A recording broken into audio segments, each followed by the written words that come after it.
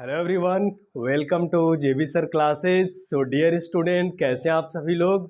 I hope आप लोग बहुत ही मस्त हैं और अपनी पढ़ाई को बहुत ही अच्छे वे में कंटिन्यू कर रहे हैं। सो गाइस, मैं आप लोगों के लिए लेकर आया हूं ऑल्टरनेटिंग करंट का एक बहुत ही इंपॉर्टेंट टॉपिक। तो फटाफट से कॉपी और पेन निकाल करके हो जाइए तैयार और स्टार्ट करते हैं आज का लेक्चर। बट इस लेक्चर को स्टार्ट करने से पहले एक बार हम लोग रिकॉल करते हैं कि पिछले लेक्चर्स में हम लोगों ने क्या पढ़ा था। तो लास्ट लेक्चर में हम लोगों ने पढ़ा था ऑल्टरनेटिंग करंट की कुछ बेसिक चीजें कि ऑल्टरनेटिंग करंट क्या होता है। तो हम लोगों ने पढ़ा था कि करंट या वोल्टेज दो प्रकार का होता है, alternating current and DC current. उसके बाद हम लोगों ने पढ़ा था कि किसी भी purely resistive circuit, purely inductive circuit and purely capacitive circuit में एसी सप्लाई को कनेक्ट करते हैं तो वोल्टेज और करंट के बीच में क्या रिलेशनशिप आता है, कौन लीड करता है, कौन लैग करता है, और उस केस में इफेक्टिव रेजिस्टेंस क्या होता है। इन सारी चीज़ों को हम लोगों ने बहुत ही बेहतरीन तरीके से पिछले लेक्चर्स में देखा था। तो अगर जो लोग भी उस लेक्चर को अभी नहीं देखे हैं, मैं आई बटन में उसका लिंक दे दूंगा और वहां से आप लोग उस वीडियो को जाकर के देख सकते हैं। तो आज के लेक्चर में हम लोग बेसिकली पढ़ने वाले हैं कॉम्बिनेशन ऑफ सर्किट्स। जब कई सारे एलिमेंट्स का कॉम्बिनेशन एक ऑल्टरनेटिंग सप्लाई से कनेक्ट होता है तो उस कंडीशन में उसके वोल्टेज और करंट के बीच में क्या लीडिंग लैगिंग होता है, इफेक्टिव रेजिस्टेंस क्या होता है, इफेक्टिव करंट क्या होता है। इन सारे टॉपिक्स को आज के लेक्चर में बहुत ही डिटेल से हम लोग देखने वाले हैं। तो आज हम लोग पढ़ेंगे R L series circuit, R L series circuit, R L series circuit. मतलब आर एल सीरीज सर्किट का मतलब क्या हुआ, यहां पे रहेगा एक resistance and this is inductance, ठीक है। और इसको हम लोग कनेक्ट करेंगे एक सप्लाई वोल्टेज से, सप्लाई अल्टरनेटिंग वोल्टेज से, और ये हमारा बन जाएगा R L series circuit. This is R and this is L, ठीक है।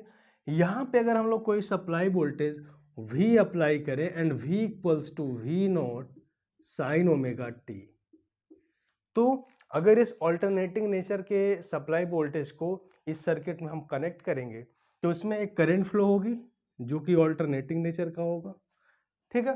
तो इसको बोलते हैं instantaneous voltage, instantaneous voltage. This is instantaneous voltage, this is the maximum voltage and this is the instantaneous current. तो अगर हम इस सर्किट में सप्लाई वोल्टेज को कनेक्ट करें तो इसमें करंट फ्लो होगा, और इसमें क्या होगा, देखो रेजिस्टेंस में करंट फ्लो होगा और वही करंट फ्लो होगा हमारा इंडक्टर में, because of both are connected in the series. तो सीरीज सर्किट में करंट का वैल्यू सेम होता है। तो यहां पे करंट फ्लो होगा आई। अब देखो इसमें फेजर रिलेशनशिप क्या होता है, कौन लीड करता है, कौन लैग करता है। तो in the case of resistance, resistance के केस में हम लोगों ने क्या देखा था कि जो करंट का डायरेक्शन होगा, this is the direction of current, तो वही वोल्टेज का भी डायरेक्शन होगा, यानी कि this is the value of V R, यानी कि इन सेम फेज। और अगर हम इंडक्टर के केस में बात करें तो this is the direction of current I, but inductor के केस में वोल्टेज करंट से 90 डिग्री लीड करता है। तो इसको हम लोग दिखाएंगे इस तरीके से, वोल्टेज क्या कर रहा है, 90 डिग्री लीड कर रहा है, दिस इज 90 डिग्री, ठीक है। अगर इसका इफेक्टिव हम लोग वेक्टर डायग्राम ड्रॉ करें तो कैसे बनेगा, देखो यहां पे हम लोग लेंगे एक करंट का phasor, current this is I, this is I, और वी आर क्या होगा, आई के डायरेक्शन में होगा, यानी कि यहां पे होगा V R, this is the value of V R, but V L is leading from I to 90 degree, 90 degree I से क्या कर रहा है, लीड कर रहा है। तो यहां पे क्या हो जाएगा हमारा, this is the VL, this is the VL and this is VR। तो इसका रिजल्टेंट वोल्टेज क्या हो जाएगा, this is the resultant voltage V, ठीक है, this is the resultant voltage V, ठीक। और यहां पे इस एंगल को बोलते हैं क्या, दिस एंगल इज फाई, ठीक है। तो इस वोल्टेज को वी आर को हम क्या लिख सकते हैं, V R equals to I R, and इस वोल्टेज वी एल को क्या लिख सकते हैं, आई एक्स एल। एक्सएल क्या है, XL is the inductive reactance of the inductor. XL क्या है, इंडक्टिव रिएक्टेंस, इंडक्टिव रिएक्टेंस, ठीक है। XL is the inductive reactance. तो इस तरीके से हम लोग क्या कर सकते हैं, इसका सर्किट डायग्राम फाइंड कर सकते हैं। अब देखो इस सर्किट में हम लोग क्या देख रहे हैं, इस सर्किट में अगर हमको यहां से, अगर हमको इस वेक्टर डायग्राम से, इस क्या है, इस वेक्टर डायग्राम से अगर हमको इस वोल्टेज को फाइंड करना हो तो V इक्वल्स टू क्या हो जाएगा, V equals to V L square, V square equals to V L square plus V R square होगा। यहाँ पे देखो एक ट्रायंगल फॉर्म हो रहा है, तो इस ट्रायंगल में V square equals to V L square plus V R square. तो यहाँ से हम लोग इसको क्या लिख सकते हैं, यहाँ से इसको हम लोग लिख सकते हैं आई एक्सएल का स्क्वायर प्लस आई आर का स्क्वायर। और अगर इस सर्किट का जो नेट इफेक्टिव रेजिस्टेंस की प्रॉपर्टी होगा that is called the impedance, यानी कि यहां से हम इसको क्या लिख सकते हैं, इसको हम लोग लिख सकते हैं इस तरीके से, इसको हम लोग लिख सकते हैं आई जेड का स्क्वायर, आई जेड स्क्वायर। यहां से क्या हो जाएगा, देखो I square XL square plus I square R square, और इधर हो जाएगा I square Z square. I से आई कैंसिल हो जाएगा, दो बोथ साइड में, यहाँ से क्या हो जाएगा Z square equals to XL square plus R square. Okay, so यहाँ से जेड इक्वल्स टू क्या हो जाएगा, Z equals to under root XL square plus R square, and this Z is called the impedance of the R L series circuit, यानी कि ये क्या हो जाएगा, इम्पिडेंस, इम्पिडेंस ऑफ सर्किट, ये हो जाएगा हमारा इम्पिडेंस ऑफ सर्किट, ठीक है। अब देखो इस सर्किट में हमको नेट करंट निकालना है, तो नेट करंट कितना हो जाएगा, इसमें हमको देखना है net current, net current, net current I equals to क्या हो जाएगा, I equals to V upon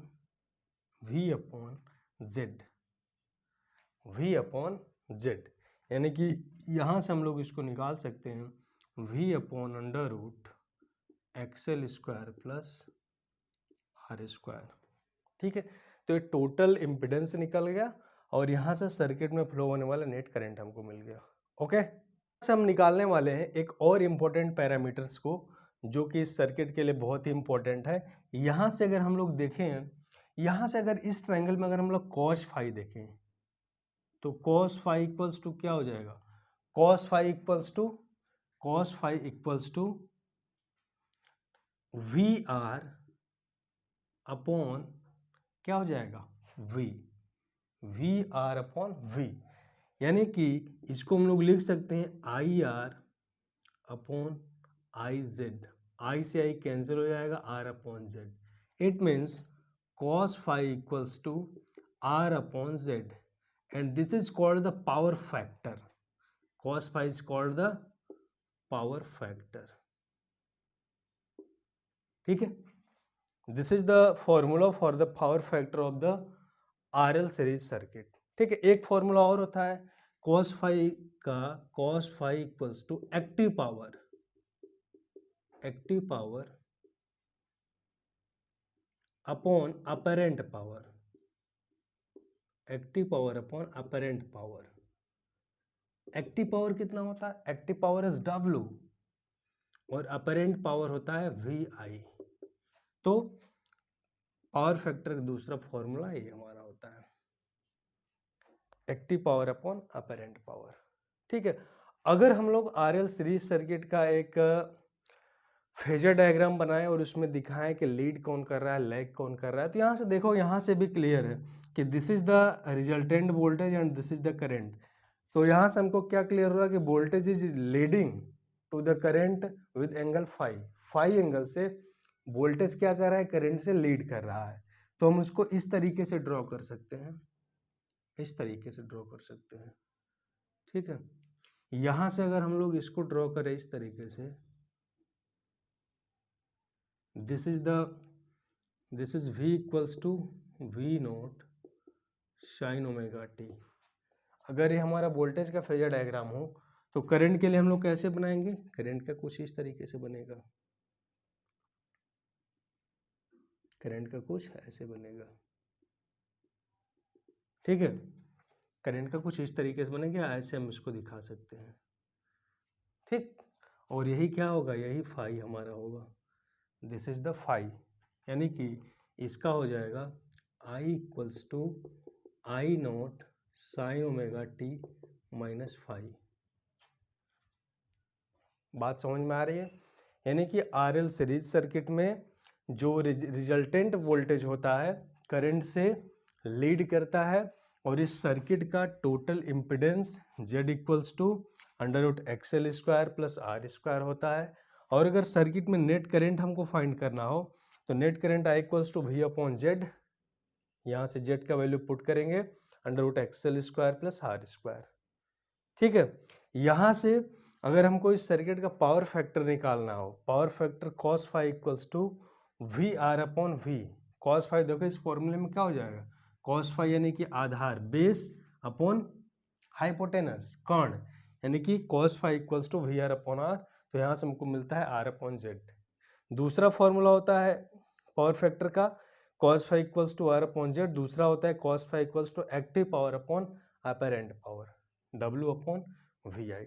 और यहाँ से अगर हम लोग इसका फेजर डायग्राम बनाएं तो फेजर डायग्राम से भी हमको क्लियर हो रहा है कि voltage is leading to the current, okay.